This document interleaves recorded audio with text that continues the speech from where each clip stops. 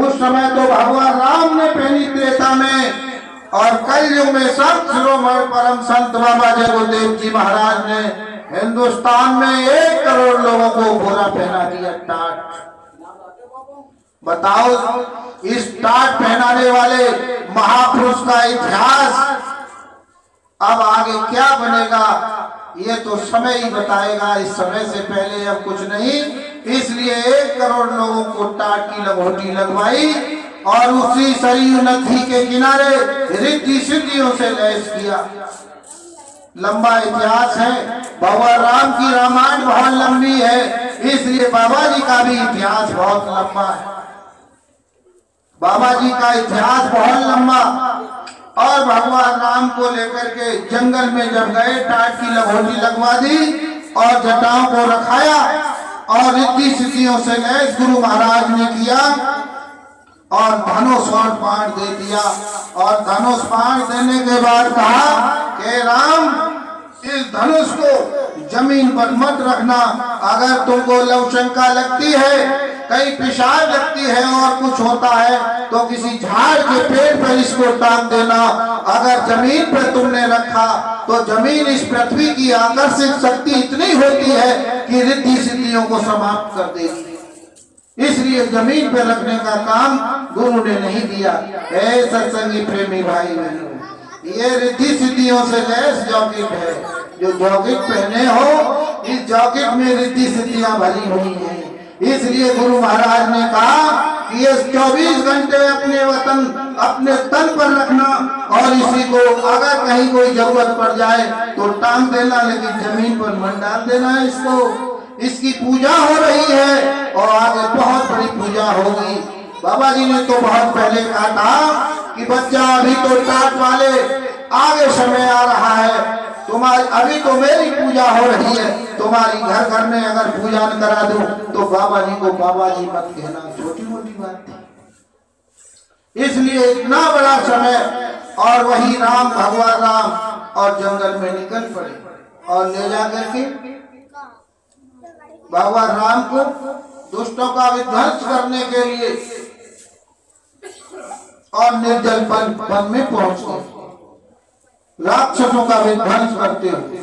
जो भी जैसा मिला, जिस सब महापुरुष महात्माओं के आश्रमों पे गए, बहुत लंबा खेल है, और जाकर के निर्जन वन में जाकर के उन्होंने और यज्ञ तैयार किया, यज्ञ की संरचना कर डाली गुरु महाराज ने।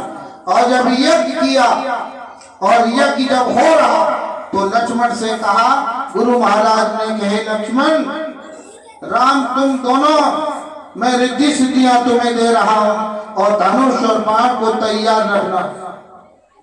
देखो, दुष्टों का कहर बरतने जा रहा है।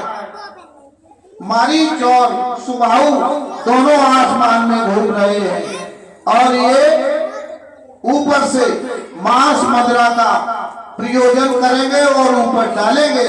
ये गुरु महाराज समझा रहे हैं। भगवान राम ने ऐसा बाण चलाया कि चारों तरफ से कुल को बेच दिया गया, कहीं से कुछ न गिरे। फिर भी सुबाहु नहीं माना और सुबाहु ने अपना काम प्रारंभ कर दिया। तो गुरु महाराज को पूछ रहे हैं राम, कहे गुरु महाराज, जरा बताओ ये कौन है राक्षस? उन्होंने कहा सुबाहु है, ये रावण का भेजा हुआ है। उन्होंने कहा इसका काम तमाम किए दे रहे, सुबाहु का वध कर दिया। और मारीच से कहा कि तुम भाग जाओ, अन्यथा तुम मारे जाओगे। लेकिन भाग चला गया। लेकिन वहां अंत करने के बाद जो वहां हुआ, जो उसमें कुंड तैयार किया गुरु महाराज ने, और उसमें से आणविक शक्तियां उत्पन्न हो गई।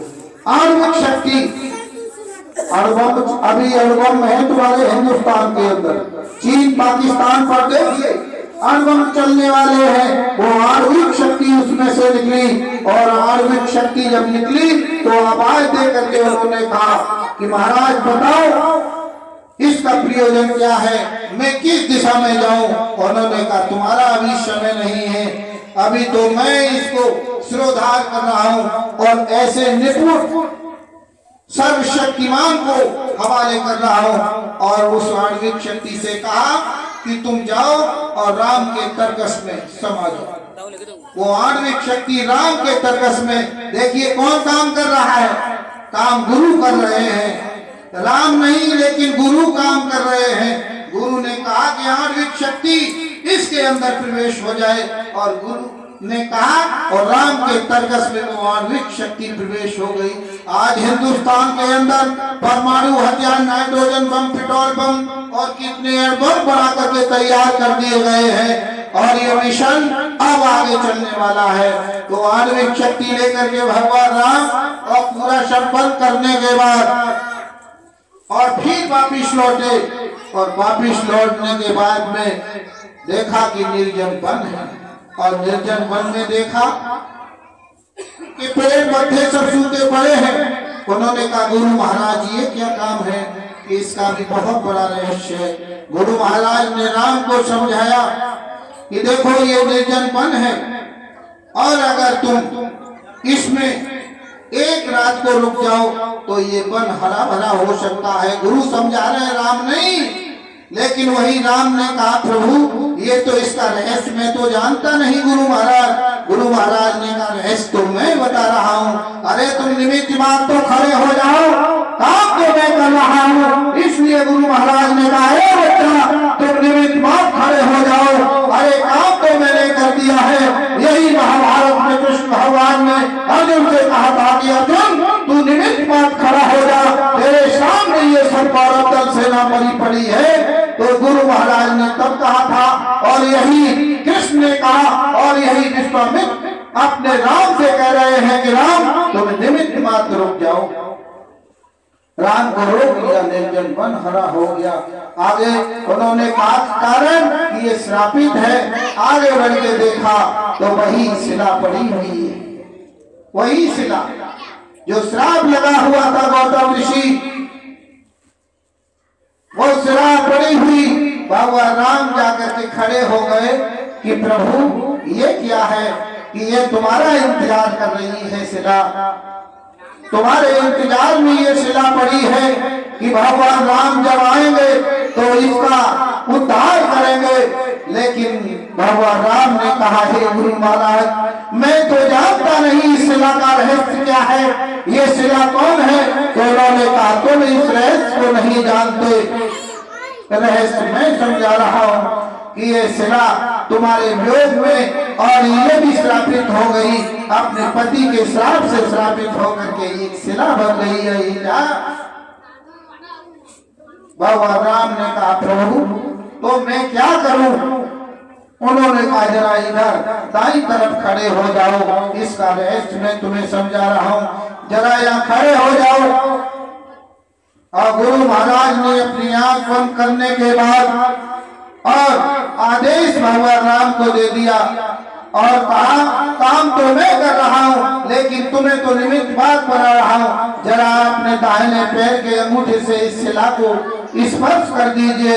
उन्होंने कहा प्रभु ये पत्थर की शिला और मेरे स्पर्श होने से इसका उद्धार कैसे हो सकता है।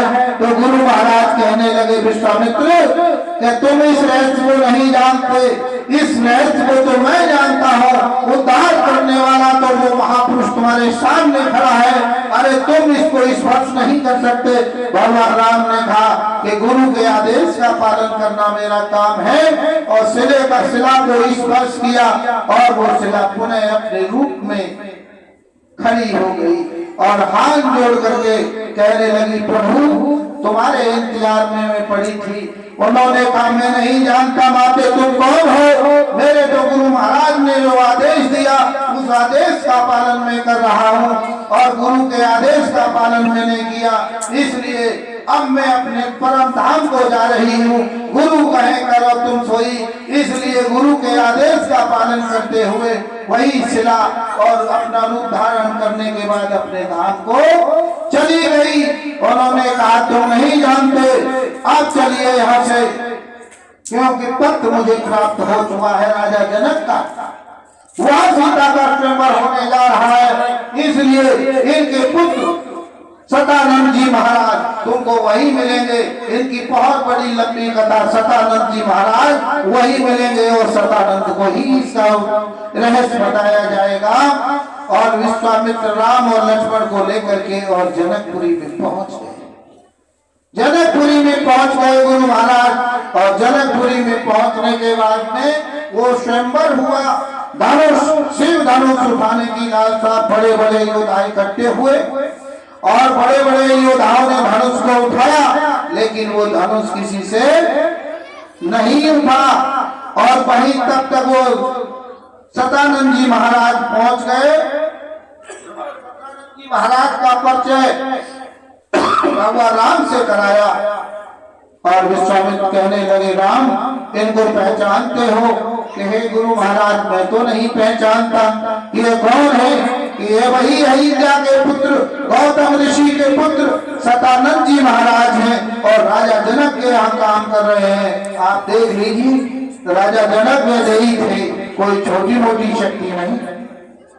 लेकिन राजा जनक का इतिहास भी पीछे ले जाए, अरे राजा जनक ने तो बहुत लंबा काम किया है। राजा जनक की परीक्षा करने के लिए तो नारद जी पहुंच गए थे, लेकिन वो बहुत पीछे का खेल है। लेकिन जब सतानंद से मिलवाया, पूरा रहस्य बताया और बताने के बाद उन्होंने कहा धनुष की तैयारी कराओ। धनुष की तैयारी होने लगी। बड़े बड़े योद्धा उस समर में बैठे हुए हैं और धनुष को उठा रहे हैं, लेकिन धनुष किसी से उठ नहीं रहा है। क्योंकि शिव धनुष था, शिव धनुष।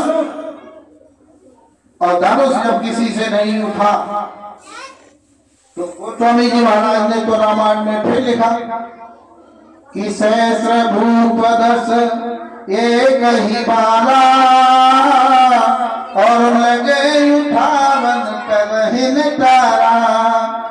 सहस्र भूप यानी एक साथ में सहस्र भूप हजारों योद्धा इकट्ठे हुए और उठाने के लिए धनुष को एक एक से जब धनुष नहीं उठा तो 10-10 की टोलियां बना ली।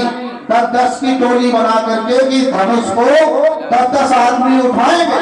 और धनुष को उठाने के लिए जब तैयार हुए तो सबने हाथ लगाया, 10-10 ने उसको उठाने के लिए। तो एक दूसरे का चेहरा ताकने लगे, एक दूसरे का चेहरा देखने लगे कि अगर महेश ने उठाए जाओ तो श्याम सिंह के संग सीता को भरा बहुत हरो, क्योंकि 10 ने उठाए गई तो सीता तो एक ही है। लेकिन अगर धनुष उठ गया तो फिर स्वयंवर यानी सीता की जयमाला किसके गले में पड़ेगी। इसलिए मौत ताकत ही रहे, लेकिन धनुष में ताकत काऊ न लगाए पाई, इसलिए धनुष किसी से नहीं उठा। तब राजा जनक क्रोध के आवेश में आकर के तमतमा करके उठ खड़े हुए और कहने लगे कि छत्र विहीन मही हम जानी। अरे राजाओं, ये मालूम हो रहा है कि पृथ्वी वीरों से खाली हो चुकी है और यहाँ पुरुष बैठे हैं, यहाँ सब नपुंसक बैठे हैं, कोई ये धनुष को नहीं उठा सकता। जब इतनी बात सुनी, लक्ष्मण क्रोध के आवेश में आकर के खड़े हो गए। उन्होंने कहा राजा जनक, अपनी जबान को मुख से बाहर नहीं निकालना। अरे जहाँ कापुरुष बैठे होंगे, लेकिन यहाँ क्षत्रियों के पुत्र भी बैठे हैं, इसलिए अपनी जिह्वा को अंदर कर लीजिए। तो उन्होंने किसकी तरफ इशारा किया? गुरु की तरफ। गुरु की तरफ इशारा किया। जब गुरु की तरफ इशारा किया तो लक्ष्मण क्या कहने लगे? फिर गोस्वामी जी महाराज ने रामायण में लिखा कि यदि राम अनुशासन पाऊं, कंदुक सब ब्रह्मांड उठाऊं। अगर मुझे गुरु का आदेश मिल जाए, अगर मुझे गुरु का आदेश मिल जाए तो इस धनुष की तो बात छोड़ दीजिए, मैं सारे ब्रह्मांड को, इस पृथ्वी को एक कच्चे घड़े की तरह उठा करके और हथेली पर रख करके कच्चे घड़े की तरह मसल करके फोड़ डालूं। ये लक्ष्मण के बात थे। इतनी जब बात सुनी क्रोध के आवेश में लक्ष्मण की, तो तिरछी भौं नैन करी इशारा, यानी भगवान राम ने तिरछी इशारे और इशारों में कहा लक्ष्मण बैठ जाओ, ज्यादा तमतमाना ठीक नहीं है। क्रोध के आवेश में लेकिन कहा काम गुरु का चल रहा है, बगैर गुरु के कुछ होता नहीं है। इसलिए राम और लक्ष्मण दोनों गुरु के आदेश का पालन कर रहे हैं। तब देख लिया भगवान राम अंदर बैठे बैठे अपने गुरु को याद कर रहे हैं, गुरु का मनन कर रहे हैं, मंथन कर रहे हैं। गुरु महाराज अंतर की भावना को समझ गए, भगवान राम की अंतर की भावना को समझ गए कि राम अब उत्सुकता व्याप्त है, राम कुछ चाह रहे हैं। राम के मन में सीता के प्रति स्नेह की ज्वाला भड़कने लगी है, प्यार की ज्वाला धड़क रही है, इसलिए सीता का स्वयं राम चाह रहे हैं। गुरु महाराज समझ गए तो गुरु ने देखा राम की तरफ और राम ने तिरछी नजर से देखा गुरु की तरफ। तो राम ने कहा, गुरु ने कहा कि उठो राम बन जाओ भव चापा, मेटो ताप जनक परतापा। राम उठो, उठो। और राजा जनक के ऊपर शोक संताप होकर ताप यानी बुखार चढ़ा हुआ है, इसका निवारण कर दीजिए। बाबा राम धीरे से उठ खड़े हो। बाबा किसका आदेश? गुरु के आदेश है, उठो राम बन जाओ भव चापा। एक एक चौपाई का अर्थ आपके सामने रखा जा रहा है। क्या कहा कि उठो राम बन जाओ भव चापा। भव भव माने दोनों आंखों के मध्य भाग, ये सीता विराजमान है, ये जीवात्मा विराजमान है, ये राधा विराजमान है। इसलिए इसका वर्ण तो यहाँ होगा, इसलिए भव चापा, इस धनुष को तोड़ दो, ये शिव धनुष को तोड़ दो। भगवान राम धीरे से उठे और धनुष की तरफ बढ़ गए। और भगवान राम जब धनुष की तरफ बढ़े और धनुष, तो रामायण की चौपाई फिर कहती है कि छुअत टूट रघुपति नाय दोसो। भगवान राम ने उस धनुष को छुआ भी नहीं और धनुष टूट गया। ऐसा कौन सा धनुष था जो भगवान राम ने छुआ नहीं और धनुष टूट गया? और उस धनुष में कितना वजन था, कितना वजन था, कितने टन का होगा? जो इतनी उसमें 28 इतनी आवाज हुई कि 3 लोग कांप गए। और परशुराम हिमालय पहाड़ पर तपस्या कर रहे थे बैठे, वहां से परशुराम हाथ खड़े हुए। ऐसा कौन सा धनुष था जो भगवान राम ने तोड़ दिया? ऐसा सही प्रेमी भाई बहनों, गुरु महाराज ने तुम्हें नाम दान दिया, साधन और भजन करने की योग युक्ति बताई, लेकिन धनुष तोड़ने की भी तो विद्या बताई। इसलिए दोनों आंखों के मध्य भाग, ये जीवात्मा, गोस्वामी जी महाराज रामायण में लिख रहे हैं, उठो राम बन जाओ भव चापा। दोनों आंखों के मध्य भाग मेरी तरफ देखना, देखो इधर से उंगली लगाइए और बीच में डोरी डाल दो, इधर से उंगली और इधर से बीच में डोरी डाल दो। बताओ क्या बना? धनुष बना कि नहीं? जीवात्मा ये है धनुष।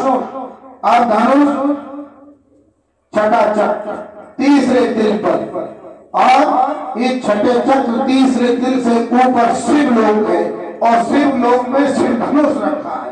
अब तोड़ने का ये आध्यात्मिक है, ये वो रामायण की चौपाई तो चल रही है, लेकिन साथ ही साथ आध्यात्मिक चल रहा है। इसलिए शिव धनुष यहाँ से शिव लोक से तोड़ा। और जब भगवान राम ने अंतर में आंख बंद करने के बाद उस नाम का जाप किया, उस नाम का जाप, कौन से नाम का? सुमे पवन सुत पावन नामू और अपने बस कर राखे रामू। कहाँ कहाँ